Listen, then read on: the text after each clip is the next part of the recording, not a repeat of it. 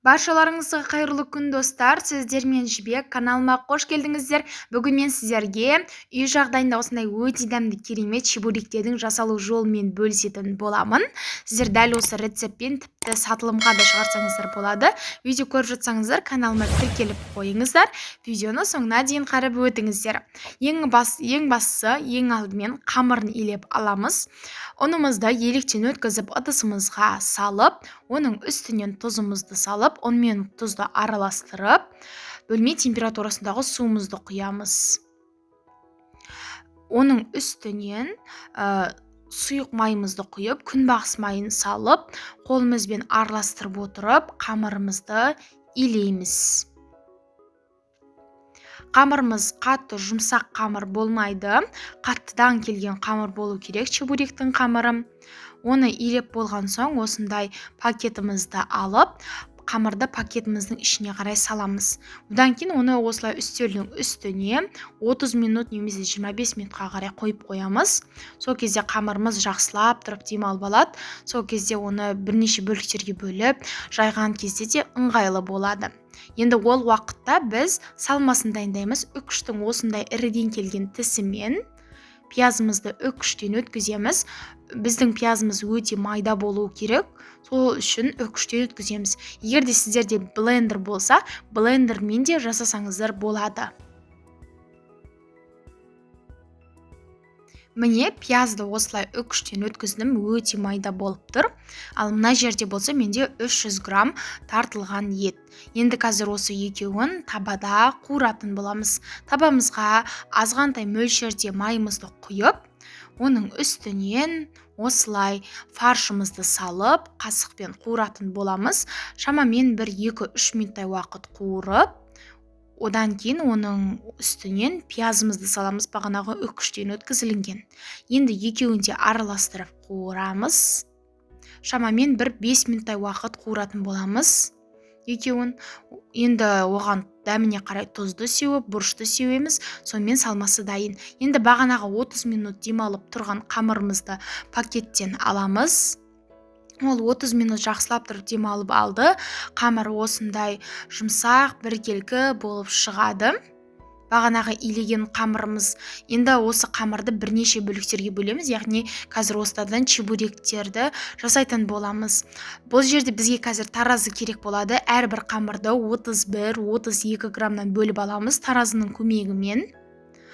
Осы қазір қамырларды бөліп алған соң, оны үстелдің үстіне қатармен қойып, зуалап, бетіне ас үйде қолданылатын сүлгімен жауып қоямыз. Өйткені қамырымыз қаясып қалуы мүмкін, немесе пакетпен де жауып қойсаңыздар болады. Одан кейін оны осылай бетін жауып қойған соң 15 минутқа қойып қойыңыздар. Сол кезде біздің осы қазір зуалаған кішкентай бөлік қамырларымыз жайылған кезде өте ыңғайлы болады. Осы қамырларды алып, оқтаумен жаямыз. Бұл чебуректің қамырын осы оқтаумен жаяр кезде өте жұқа етіп жаю керек. Қалың болып қалмау керек, өте жұқа болу керек. Ол қандай пішінді болсын, ең бастысы жұқа етіп жайсаңыздар болды. Оған енді 1 ас қасық бағанағы салмасын саламыз. Етті, фарштан жасалған салманы саламыз, бағанағы қуырылған етті.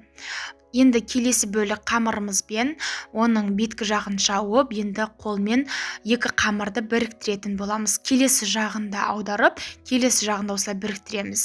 Жақсылап тұрып біріктіру керек, өйткені қазір майда қуырып жатқан кезде ол ашылып кетуі мүмкін. Енді жанындағы ирелек болып тұрған керек емес қамырларды пышақпен кесіп алып тастап, шанышқымен осындай бір пішіндер жасайтын боламыз. Енді қазір мен тағы да қалай жасалынуын көрсетейін. Оқтаумен жақсылап тұрып жайып, одан кейін оның үстінен 1 ас қасық салмамызды саламыз. Келесі бөлік қамырымызды жайып, қолмен жақсылап тұрып жауып шығамыз екі қамырды. Енді пышақпен шеткі жағындағы қамырларын кесіп алып тастаймыз. Одан кейін шанышқымен осылай басып шығатын боламыз. Міне осымен барлық чебуректерді осылай жасап шығарамыз. Шеткі жағындағы қамырларды бөлек жинақтап, одан да 1-2 чебуректер шығарсаңыздар болады. Енді майымызды қыздырып, чебуректеріміздің барлығын майда қуыратын боламыз. Орташа отта қуырамыз.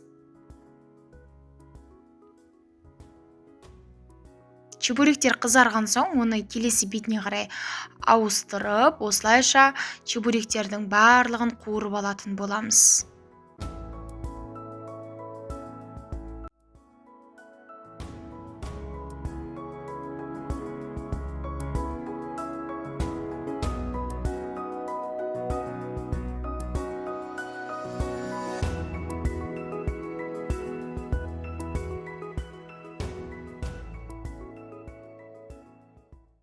Осымен чебуректеріміз дайын. Осындай болып шықты. Өте дәмді әрі керемет болып шығады. Қазір мен сіздерге осы чебуректердің арасы қандай болып шығатынын видеода көрсететін боламын. Чебуректер осындай керемет болып шығады. Қараңыздар, арасы осындай керемет болып шығады. Егер де видеоның соңына дейін қарасаңыздар, каналыма тіркеліп, видеоға лайк басып кетіңіздер.